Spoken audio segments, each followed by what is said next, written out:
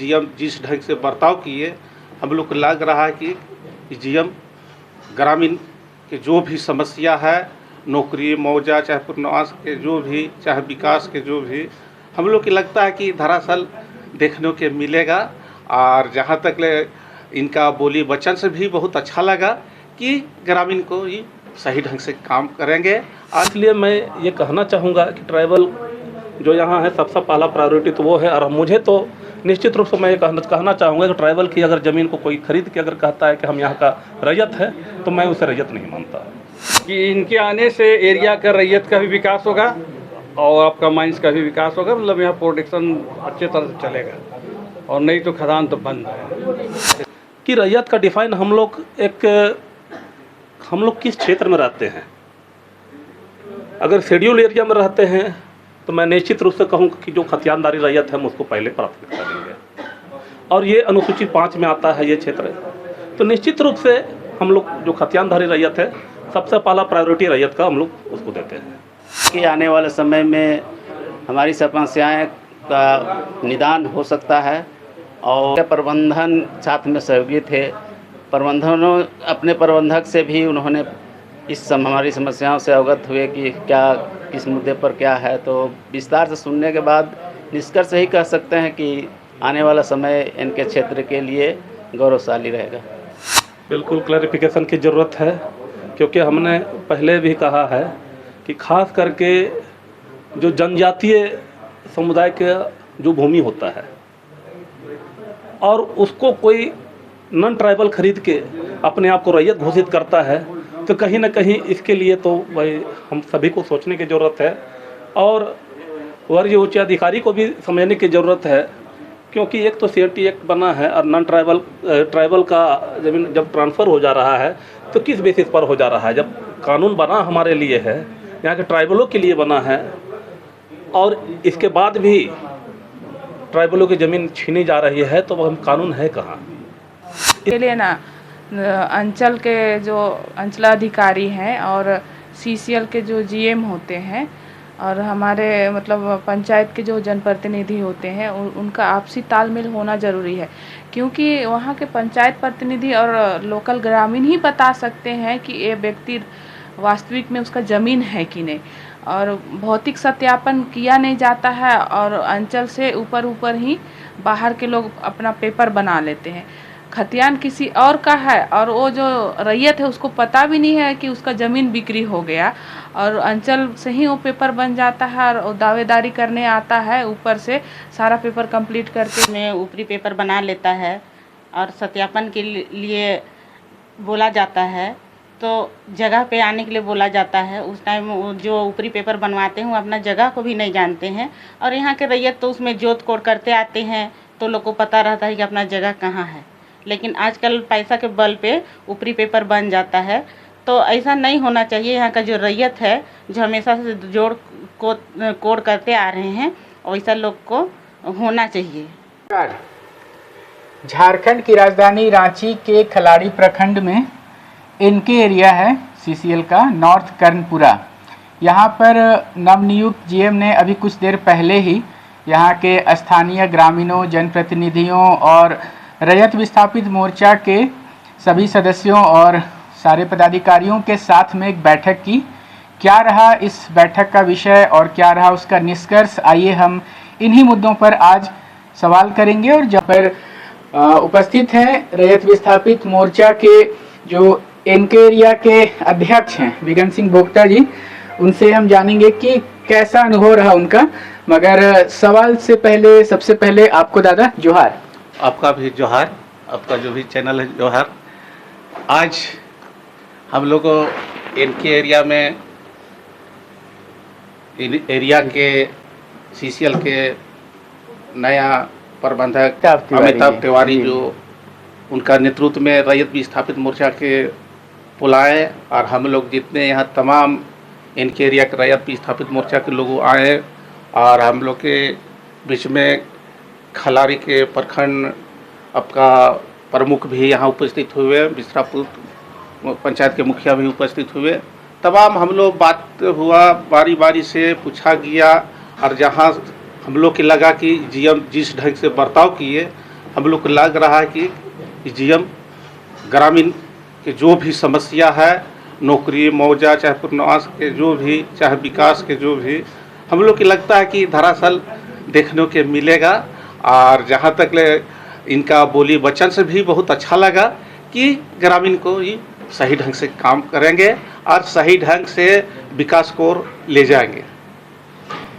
बहुत ही सहज और देसी अंदाज में आप बात करते हैं। तो जीएम साहब से जब बातें हो रही थी तो लगा कि यहाँ की जो स्थानीय जनता है, जो लंबे समय से इंतज़ार में है, कुछ लोग नौकरी की उम्मीद में, कुछ लोग मुआवजे की उम्मीद में, और आप उनके नेता हैं तो कुछ समस्याएं बन के खड़ी रही, समाधान की तरफ में कुछ रोशनी दिख रही उम्मीद की। जी, इसलिए कि जो पूर्व में जो प्रबंधक थे, जो जीएम था, इनके एरिया में एक भी दरअसल काम के नहीं किए, और जो भी समस्या जो है यहाँ के इनके एरिया में नौकरी का और मुआवजा के, हम लोग पूरा बर्ताव इनसे किए हैं। और बर्ताव के साथ साथ में ये बोले कि हम जो भी आप लोग के मतलब छूटल है नौकरी मुआवजा, हम बढ़िया से आप लोग के जो भी समस्या है और सही ढंग से जो भी आप लोग के मतलब जो रास्ता जो आप लोग दिखाइएगा, अब वो रास्ता भी चलेंगे और आप लोगों हाथ पर हाथ, कंधे पर कंधे मिलाकर चलिए, आप लोग की समस्या दूर करेंगे। चाहे केटीएच हो, चाहे रोहनी हो, चाहे डकरा हो, चाहे पुरनाटी हो, चाहे चूरी हो।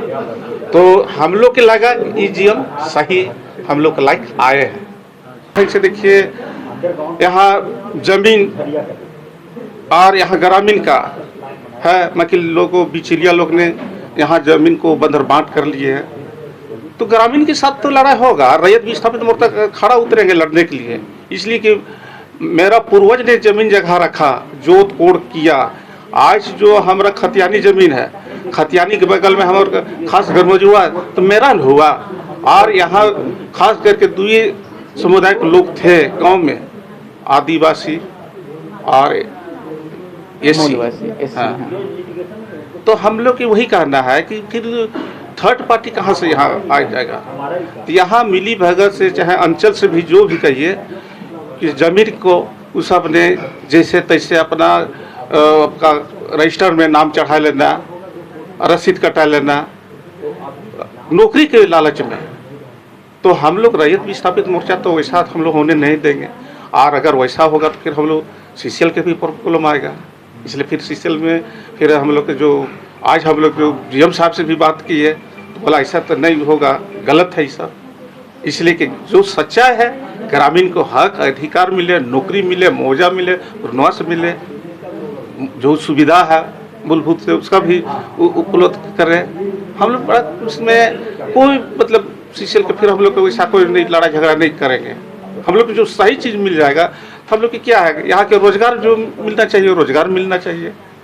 जो सरकार ने घोषणा की है कि ग्रामीण को जहाँ खदान चल रहा है, माइंस चल रहा है, 75% मिलना चाहिए। हम लोग भी मांग किए हैं कि 75% यहाँ के लोग को रोजगार मिलना चाहिए, और जो भी सुविधा है रोजगार का वो सुविधा किया जाए, जैसे हो सुविधा हो। तो हम लोग की यही मांग है। झारखंड राज्य के प्रणेता जो आदरणीय परम आदरणीय देशोम गुरु शिबू सोरेन जी थे, कुछ उन्हीं जैसा उनका लुक भी मिलता है हमारे बिगन सिंह भुक्ता जी जो यहाँ के रैयतों के नेता हैं। और उसी अंदाज में उन्होंने सहजता से कह दिया कि अगर जो मुद्दे उनका समाधान होगा तो हमें लड़ना नहीं है सीसीएल से, हमें तो नौकरी चाहिए, पुनर्वास चाहिए और रोजगार चाहिए। और अब हम मिलते हैं एक ऐसे किरदार से जिनकी खबरें आपने कई बार देखी होंगी, जिनको अगर कहा जाए तो इस जो सरकारी व्यवस्थाएं हैं वो चाहे झारखंड सरकार की जो भू राजस्व की हो या फिर जो इस कोल माइनिंग करने वाली सीसीएल की जो एक व्यवस्था है उसमें कहीं ना कहीं जो चूक है उसका पूरा खामियाजा जिन पर आ गया। जो उम्मीद में रहे नौकरी पाने का, मगर धीरे धीरे समय बीतता गया, लड़ाई लड़ रहे थे, आज भी लड़ाई लड़ रहे हैं, कहीं ना कहीं लड़ाई ही चल रही है, अभी तक उम्मीद लगाए बैठे हैं। जी हाँ, मैं बात कर रहा हूँ यहाँ के स्थानीय रैयत जालिम सिंह जी की। सबसे पहले बात से पहले जोहार। हाँ जोहार। आज जब एक नए जीएम आए हैं, अभी तक कई जीएम से आपकी मुलाकात हुई होगी यहाँ पर, तो अभी तिवारी जी ने ज्वाइन किया, अभी आप लोगों से मुखातिब थे, अपने मुद्दों पर बात कर रहे थे। तो अब इनसे बात होने के बाद आपको क्या लगता है, क्या समाधान निकल पाएगा, और वो मूलभूत मुद्दे जो यहाँ के स्थानीय लोगों के हैं जिससे आप ही रूबरू हुए, उसके बारे में जरा संक्षेप में रोशनी डालिए। देखिए, ये जो जीएम साहब अभी आए हुए हैं, अमिताभ कुमार तिवारी जी, ऐसा लगता है कि ये जब से हम लोग रैयत विस्थापित का गठन किए हैं और यहाँ का जो हमारे रैयत लोगों का जो समस्या को हल करने के लिए बार बार हम लोग दौड़ते हैं इधर उधर, लेकिन ये पहला ऐसा जीएम आए हैं कि इन शायद 1 तारीख पे ज्वाइन किए हैं और 8 तारीख है। सबसे पहले हर प्रोजेक्ट में जितना इनके एरिया में प्रोजेक्ट है, पूर्णाडीह, रोहनी, डकरा जो भी है, वहाँ का रैयत को बुलाए और वहाँ का समस्या को पहले अपने देखे कि रोहनी में क्या समस्या है, पूर्णाडीह में क्या समस्या है, केडीएच में क्या समस्या है। मतलब हर प्रोजेक्ट की समस्या को देखते हुए ये देखे कि यहाँ सबसे बड़ा समस्या ज़मीन है। और ज़मीन क्यों है? जो पहले जो रेड्डी साहब जैसे थे वैसे वैसे जीएम थे जो एरिया को पूरा किसान को नौकरी दे के, मुआवजा दे के और क्लियर करके माइन चलाए, और जितना जीएम आए उन्हीं का एक्वायर किया हो ज़मीन में आज तक चले। एक भी ज़मीन एक्वायर नहीं किए, नौकरी नहीं दी। आज क्या स्थिति है कि सभी माइंस खड़ा हो गया है, एक कदम आगे बढ़ने का नहीं है। जब तक रैयत अपना किसान जो तैयार नहीं होता है, ज़मीन नहीं देता है, उसको मुआवजा नहीं मिलता है, तो माइंस खड़ा हो गया है। और वो भी बरसात का दिन है। तो ये बहुत अच्छा किए कि हर किसान को मतलब रैयत को बुलाएं प्रोजेक्ट से और उनसे राय लिए कि आपका प्रोजेक्ट में क्या समस्या है, हमारे माइंस कैसे चलेगा। तो जितने भी रैयत हैं हर प्रोजेक्ट का अपना अपना समस्या बताया। पहला तो मुआवजा है, नौकरी है, और जो पूर्णवास का जो कहीं बसाया गया नहीं बसाया गया उसको देखना है उनको। तो बहुत अच्छा लगा। अब तो अभी तुरंत आए हैं तो उनसे उनके बारे में क्या बोल सकते हैं, लेकिन बहुत अच्छा लगा। परिचय था पहला, और हम लोग अच्छे से बातचीत किए हैं। और हमको लगता है कि इनके आने से एरिया का रैयत का भी विकास होगा और आपका माइंस का भी विकास होगा। मतलब यहाँ प्रोडक्शन अच्छे तरह से चलेगा, और नहीं तो खदान तो बंद है। इतना है क्या? हम धन्यवाद देते हैं जी। हमारे साथ इसी रैयत विस्थापित मोर्चा के इस रैयत विस्थापित मोर्चा इनके एरिया के प्रवक्ता हैं रामलखन गंजू जी। सबसे पहले आपको जोहार। जोहार आपको, और आपके इस चैनल को भी बहुत बहुत धन्यवाद। बहुत बहुत आभार आपका लखन जी। और अब हम आपसे जानना चाहेंगे कि आज नए जीएम ने पदभार ग्रहण किया, आपसे परिचय के साथ साथ में क्या यहाँ पर आप लोगों की बातें हैं, क्या मुद्दे हैं, क्या समस्याएं हैं। उन्होंने भी अपनी समस्याएं रखी होंगी, तो उन्हीं सब बातों पर आपसे संक्षेप में जानकारी चाहेंगे। किन जी हाँ, आज जीएम साहब को आए हुए 1 तारीख को आए हुए हैं, और जब से ये जीएम साहब आए हैं इस क्षेत्र का जो विस्तारीकरण, जो गति है इस क्षेत्र का उत्पादन का, वो एकदम रुक सा गया है। इससे पूर्व एक सुजीत कुमार साहब थे, उनके सहयोग से हम लोगों ने बहुत ही विस्तारीकरण का काम किया, जिससे इस क्षेत्र में फिर दोबारा रौनक आई। लेकिन राजनीति के तहत और साजिश के तहत उस जीएम साहब को हटाया गया, पुनः एक दूसरे जीएम को यहाँ लाया गया, लेकिन उन्होंने कोई काम नहीं किया, सिर्फ अपना टाइम पास किया। और टाइम पास होने की वजह से फिर वही स्थिति हो चुकी है कि माइंस का स्थिति एकदम ब्रेक हो गया है, रुक गया है, जिससे यहाँ का जनजीवन पूरा प्रभावित हो चुका है। और आज इसी बात को उन लोगों ने रखा कि जो क्षेत्र की स्थिति है, कहीं न कहीं आप लोगों की सहयोग की ज़रूरत है। तो हम लोगों ने भी आश्वस्त किया है और हम लोगों ने भी कहा है कि रैयतों की जो भी डिमांड्स है आप उस पर 1 कदम आगे चलिए। हम लोग भी 2 कदम आगे चलने के लिए तैयार हैं, क्योंकि यहाँ के रैयत तो अपनी ज़मीन पहले ही देश की ऊर्जा बढ़ाने के लिए दे दिए हैं। इससे बड़ा ज़्यादा क्या दे सकते हैं। लेकिन फिर भी हम लोग इस देश हित के लिए हम लोग आगे भी हमेशा, आने वाला दिन में भी हम लोग आगे तत्पर है, और इस विस्तारीकरण के लिए भी हम लोग तैयार है। हम लोगों ने कहा है कि निश्चित रूप से फिर हम लोग वो दिन लाएंगे जब पूरा क्षेत्र जगमगाने लगेगा, फिर से उत्पादन बहुत अच्छा उत्पादन होने लगेगा, जिससे सभी का इस क्षेत्र का सर्वांगीण विकास हो। उम्मीदें बहुत अच्छी हैं। सर्वांगीण विकास की परिकल्पना की कहीं ना कहीं तस्वीर मन में उभर रही है। झारखंड में युवा बहुत ज़्यादा हैं, जिस जगह भी हम लोग जाते हैं वहाँ पर जनसंख्या में युवाओं की संख्या सबसे ज़्यादा दिखती है। आप खुद भी युवा हैं, युवाओं के बीच बहुत लोकप्रिय भी हैं। तो इस क्षेत्र की अगर हम विशेष की बात करें, इनके एरिया का जो कंप्लीट माइंस जिनका जिक्र अभी बातों में हुआ, वहाँ पर युवाओं के रोजगार में स्थिति आप क्या देखते हैं? जी, युवाओं की अगर रोजगार की स्थिति बात किया जाए, हम लोगों ने इससे पहले भी प्रबंधक सीसीएल प्रबंधक की मांग किया था कि एज ए झारखंड सरकार का जो गाइडलाइन है कि सभी कामों में या किसी भी तरह का ठेकेदारी का कार्य हो, चाहे कोई भी काम है, 75% रोजगार स्थानीय ग्रामीणों को, युवकों को दिया जाए। आज ये नहीं मिलने से कहीं ना कहीं लोग रास्ता भटक जा रहे हैं, पलायन कर जा रहे हैं और कहीं ना कहीं गलत दिशा में जा रहे हैं। तो इसके लिए हम सबको मिलके, प्रबंधन को मिलके, प्रशासन के पदाधिकारी को मिलके इसके लिए पहल करने की जरूरत है। आपसे हम एक सवाल करेंगे कि जो ये शब्द हैं रैयत, जैसे हमारे कुछ दर्शक है कभी कभी कमेंट में हमसे पूछते हैं कि रैयत किसे कहते हैं, तो रैयत की पहचान कहाँ से आती है? क्या ये जिनका नाम दर्ज है खतियान में, जो कि जमीन का अभी प्रचलित जो है 1932 का खतियान, कुछ स्थानों पर पहले, कुछ स्थानों पर बाद में भी हुआ सर्वे, तो वहाँ से ये परिभाषा निकल कर आती है? क्या परिभाषा है रैयत की? सबसे पहले तो मैं रैयत पर मैं अपना मंतव्य देना चाहूँगा कि रैयत का डिफाइन हम लोग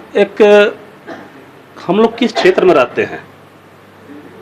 अगर शेड्यूल एरिया में रहते हैं तो मैं निश्चित रूप से कहूँगा कि जो खतियानदारी रैयत है हम उसको पहले प्राथमिकता देंगे, और ये अनुसूचित 5 में आता है ये क्षेत्र, तो निश्चित रूप से हम लोग जो खतियानदारी रैयत है सबसे पहला प्रायोरिटी रैयत का हम लोग उसको देते हैं।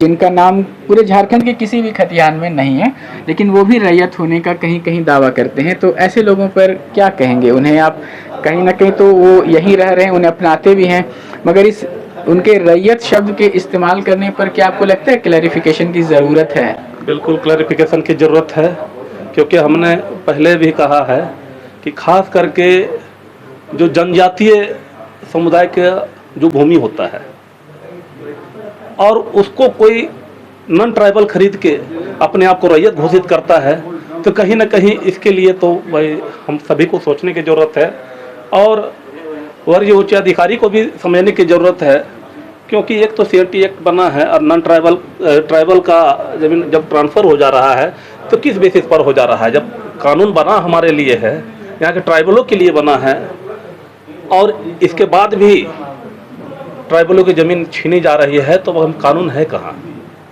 इसलिए मैं ये कहना चाहूँगा कि ट्राइबल जो यहाँ है सबसे पहला प्रायोरिटी तो वो है। और मुझे तो निश्चित रूप से मैं ये कहना चाहूँगा कि ट्राइबल की अगर ज़मीन को कोई खरीद के अगर कहता है कि हम यहाँ का रैयत है, तो मैं उसे रैयत नहीं मानता। देखिए, पैसा एक्ट आज बहुत सारे लोग नहीं समझते हैं, और पैसा एक्ट हम समझते हैं कि 1996 में पैसा एक्ट को राष्ट्रपति महोदय के द्वारा उसको लागू किया गया। जब आज सर्वोच्च पद में अगर कोई बैठा है तो वो राष्ट्रपति है। अब राष्ट्रपति जब कोई अमेंडमेंट लागू करता है, कोई कानून बनाता है, तो उस कानून को चेंज करने का अधिकार किसी को नहीं है, मैं ये समझता हूँ। बिल्कुल संविधान तो कुछ ऐसा ही करता है, अगर इस पर छेड़छाड़ किया जाता है तो वो सरासर गलत है और हम लोग इसका विरोध करते हैं। हाँ, जगन्नाथ महतो जी, अगर मैं ठीक से नाम याद कर पा रहा हूँ तो सबसे पहले आपको जोहार है आप सबका और आपका न्यूज़ चैनल का। देखिए, आज नवनियुक्त महाप्रबंधक इनके क्षेत्र का, उन्होंने रैयतों की समस्याओं या कुलियरी को आगे बढ़ाने जो समस्याएं हैं उससे संबंधित और समझिए परिचय को लेकर आज एक हम लोग के साथ मीटिंग की है। मीटिंग में हम लोगों ने अपनी समस्याएं उनके सामने रखी और उन्होंने भी अपनी समस्याएं रखी। अपनी समस्याओं को हम लोगों ने उनके साथ विस्तार से रखा, जिसमें उनका जो पहल था, जो उन्होंने जिस तरह से हम लोग को बोले, आश्वासन दिए, ऐसा लगता है कि आने वाले समय में हमारी समस्याएं का निदान हो सकता है, और निदान समस्याएं होने के साथ साथ इस क्षेत्र का भी विकास होगा। इस क्षेत्र में प्रोडक्शन बढ़ेगा, मज़दूरों की समस्याएं हल होगी, और जो भी रैयत का समस्या है या ग्रामीणों का समस्या है, जो विकास से संबंधित हो, रोजगार से संबंधित हो, स्वास्थ्य से संबंधित हो, ये सारे मुद्दे रखे गया, जिनको उन्होंने बड़े ही शांत स्वभाव से सुने, और उनका व्यक्तित्व से लगा कि हमारी समस्याएं उनको मतलब वो भविष्य में हल करेंगे। जनप्रतिनिधि हैं, यहाँ के जनता के निर्वाचित जनप्रतिनिधि, जिन्हें यहाँ के पंचायत चुनाव में, त्रिस्तरीय पंचायत चुनाव में जनता ने अपने मताधिकार का प्रयोग करके अपना नेता चुना है, उनकी नज़र से जानते हैं। कि हमारे साथ यहाँ के प्रखंड के प्रमुख हैं। सोनी जी, सबसे पहले आपको जोहार। आपको भी जोहार। अभी जब कुछ देर पहले आप लोग यहाँ के जो नवनियुक्त महाप्रबंधक हैं अमिताभ तिवारी जी, उनसे मुखातिब थे और बातें कर रहे थे यहाँ की क्या समस्याएं हैं। तो सबसे पहले तो आपसे हम जानना चाहेंगे कि वो प्रमुख समस्याएं क्या हैं जिनसे ज़्यादा रूबरू होती है यहाँ की जनता, सबसे ज़्यादा आपको यहाँ के लोग उन समस्याओं के समाधान के लिए आपसे बात करते हैं। देखिए, यहाँ सबसे बड़ी समस्या है माइनिंग एरिया होने के नाते यहाँ बहुत ज़्यादा समस्या होती है, क्योंकि यहाँ रैयत भी है और जो गैर रैयत है वो भी हैं। क्योंकि अब वो लोग भी 30 साल 40 साल से रह रहे हैं और यहाँ के वोटर हैं, तो अब चूँकि उनको भी यहाँ माइंस चल रही है तो गाइडलाइन के अनुसार उनको भी मूलभूत सुविधा मिलनी चाहिए।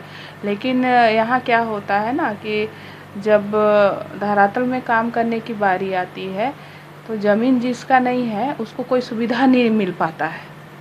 तो उसके चलते हम लोग को क्षेत्र में बहुत दिक्कत होता है कि भाई यहाँ रैयत है, उसी को जो हमारे खनन क्षेत्र है उसका एक प्रावधान है कि उनको नौकरी, मुआवजा और ज़मीन तीनों चीज़ की उपलब्धि होती है। लेकिन जो नहीं है उनको तो कम से कम जीवन यापन करने के लिए मुआवजा भी एक होना चाहिए। उसी सरकारी कार्यालय में बैठती हैं जहां प्रखंड और अंचल के अधिकारी से लेकर के कर्मचारी तक बैठते हैं, और वहीं कुछ हो जाता है। जैसे अचानक से रैयत दावा करते हैं कि ज़मीन हमारी है और कोई ऊपर से ज़मीन का कागज़ से आवेदन करके और जांच पड़ताल की प्रक्रिया पूरा करके नौकरी पाने के लिए हाजिर हो जाता है। तो ऐसी समस्याओं का समाधान हो पाएगा? जी, इसका समाधान हो सकता है, लेकिन इसके लिए ना अंचल के जो अंचलाधिकारी हैं और सीसीएल के जो जीएम होते हैं और हमारे मतलब पंचायत के जो जनप्रतिनिधि होते हैं उनका आपसी तालमेल होना ज़रूरी है।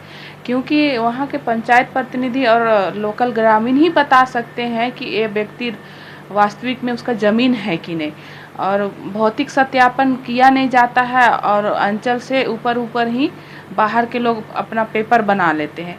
खतियान किसी और का है और वो जो रैयत है उसको पता भी नहीं है कि उसका ज़मीन बिक्री हो गया, और अंचल से ही वो पेपर बन जाता है और दावेदारी करने आता है ऊपर से सारा पेपर कंप्लीट करके कि नौकरी की जब प्रोसेस होती है तो जब उसको बोला जाता है रैयतों के द्वारा कि तुम्हारा अगर ज़मीन है तो पोजीशन तुम्हारा ज़मीन में कहाँ है दिखाओ, तो उस समय ये स्थिति हो जाती है कि जो ऊपरी पेपर बनाया हुआ है पोजीशन अपना ज़मीन का दिखा नहीं पाता है।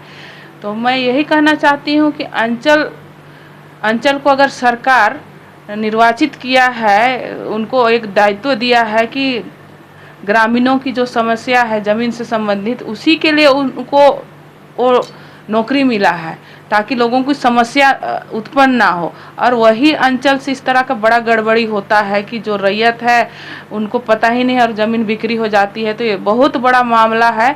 मैं आपके चैनल के माध्यम से ऊपर के सारे पदाधिकारी और हमारे माननीय मुख्यमंत्री हो या हमारे देश के प्रधानमंत्री हो, केंद्र सरकार राज्य सरकार, दोनों से अपील करना चाहती हूँ कि ऐसे हर मामलों में शिकंजा कसना चाहिए ताकि जो गरीब का हक है वो किसी दूसरे को ना मिले। वो गरीब जो सच में जिसका हक है उसी को मिलना चाहिए। क्या तालमेल बने जिससे कि समाधान निकल पाए? पेशा एक्ट अब तो लागू हो गया है पूर्ण रूप से, तो पेशा एक्ट के तहत ग्राम सभा पहला प्राथमिकता है, और सीसीएल जब खनन के लिए क्षेत्र में आगे बढ़ती है तो ग्राम सभा के माध्यम से वहाँ के रैयतों के साथ और ग्रामीणों के साथ बैठक करे, उसमें अंचल के भी लोग रहें ताकि जो समस्या उत्पन्न हो रही है वो ना हो। और सच में हम लोग भी चाहते हैं कि देश का विकास हो, विकास होगा हमारे क्षेत्र का, माइंस बढ़ेगा तभी यहाँ रोजगार बढ़ेगी, और रोजगार बढ़ेगी तो जो नवयुवकों में बेरोजगारी है वो दूर होगी। तो हम लोग कभी नहीं चाहते हैं कि समस्या हो, लेकिन छोटी छोटी समस्या को यहाँ के पदाधिकारी नज़रअंदाज करते हैं और यहाँ के जो लोकल ग्रामीण हैं उनके साथ नहीं बैठ के डायरेक्ट वो अंचल के अधिकारियों से बैठते हैं। इसी में बीच का जो कम्युनिकेशन है वो ख़राब हो जाता है।